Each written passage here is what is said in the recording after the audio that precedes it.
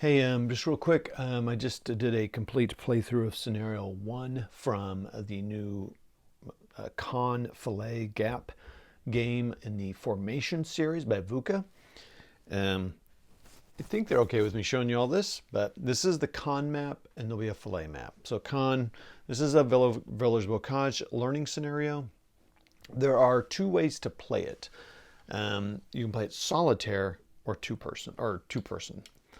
In solitaire, you basically have one turn. As it's written right now, the British don't really get to react. They're kind of holding, and the choices of the British is where you kind of retreat to. I feel like there might be, and this is why you playtest. I have some questions about the scenario, the way it's set up. But to me, it's kind of an exercise to learn just how you move without worrying about reactions and things. Worrying about moving, getting combat support, doing all that stuff.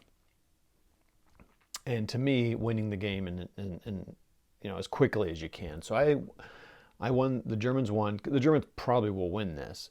I finished with Panzerlehr having 2 full activations and 3 or 4 points of another activation, so 2.5 or however you want to look at that. It's not really the proper way to say it, but this is the whole, the 101st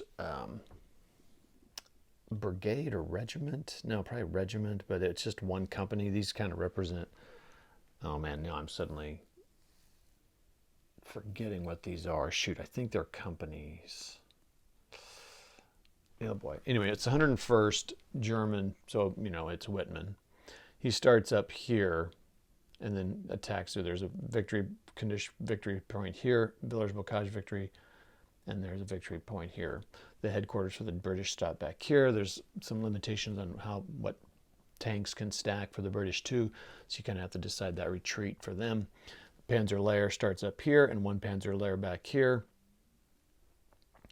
So, and it starts with the 101st. So basically it goes in the solitaire version, which is what I played. It goes 101st activates, so they go through their activations using their action points, and then 101st Panzerlehr goes, and then you basically go back and forth, going back and forth to them, activating them to see, how quick you can get around and get the victory conditions.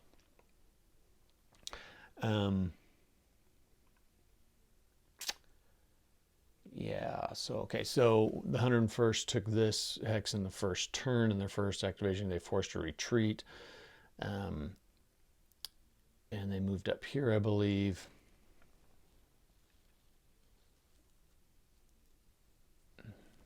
Or not, they might have stayed back here. Anyway, and then Panzerlehr actually sent some guys back here and didn't disrupt, but caused the British to lose a strength point in their headquarters. Didn't really matter, but displaced them, took that. At the same time, bringing some guys around here to attack, kind of surround it so you could get company support. And then the 101st and their last couple moved down here again just to spread out the damage done, because I wanted to make my main attack from here so that the British couldn't support the defense, which they couldn't do.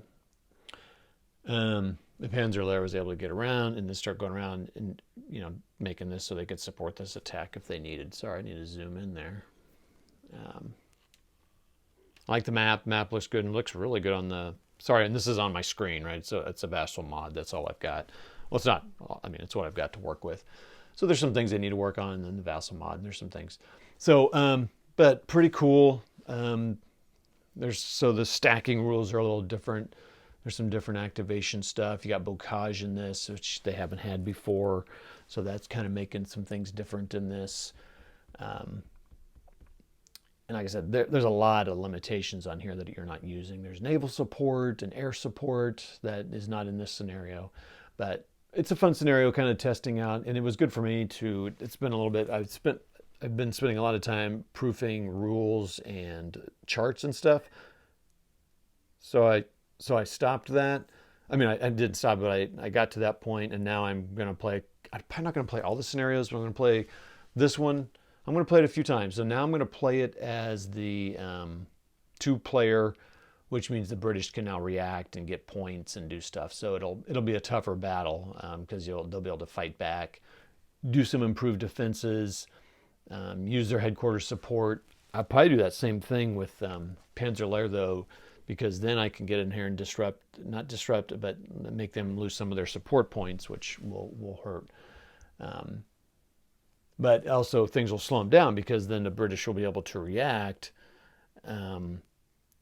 That's when they move in. So when you move into a zone of control, they can react.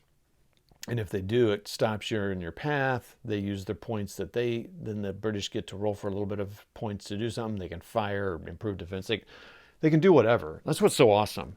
I just love the action point economy in this. It's really fun. It reminds me of fighting formations in this. Well, you have some flexibility in what you can do, but it reminds me in that it takes a while to play it because the number of points you get and all that makes a difference. Anyway, it's fun. So, this is all playtest. Everything's playtest on this, so don't get all worked up about the points and all that. If you can even see them on here, kind of, not really. So sorry to do it for my screen, but I feel like this is probably better than me recording my screen because I've tried that, and also this is faster. And it's been a long time since I've recorded something and posted something up. I really enjoy this system. It's really fun. If I can really dig into the rules and start to use all the little varieties of things you can do, I think it'll be even more fun. I'm looking forward to this. I have no idea. I mean, I think they've been working on this a while. It seems like it's pretty complete, but I don't really know. I haven't really paid attention to the deeper scenarios and bigger scenarios. I'm a little nervous about digging into those deeper scenarios because they're going to be, much bigger. But man, just the randomization of activation and point, yeah, it's right up my alley. This is just right up my alley. Can I say it one more time? This is just right up my alley. I appreciate Vuca letting me play test it. I hope I'm providing some value. I will send some notes to them about my playtest of this with questions. I think they're getting ready to come out with a new set of the playtest rules. And I'm sure they're always open to playtesters. So you can go to the Vuca site on Facebook or send them a message if you have time to try it. It'd be good, especially if you know the formations game better than I do, because that would help. But it's good for someone that's still learning it to play it too. To kind of, I think I'm finding things that I'm like, well, what about this? What does that mean? And some clarification questions that maybe a seasoned person may not know. They may not ask because they know the rules so well. But anyway, good time. Really like it. And when this comes out, this is kind of what I've been looking for. The Normandy stuff is fun, and that's covered by the GTS game. I think GTS could cover these battles too. I mean, honestly, if you could just extend the Sorjono Gold and the Omaha, that stuff, it seems like they could kind of just. I mean, it's not going to be simple, but a lot of the counters are made, and they could do some of this stuff, and that would be really fun.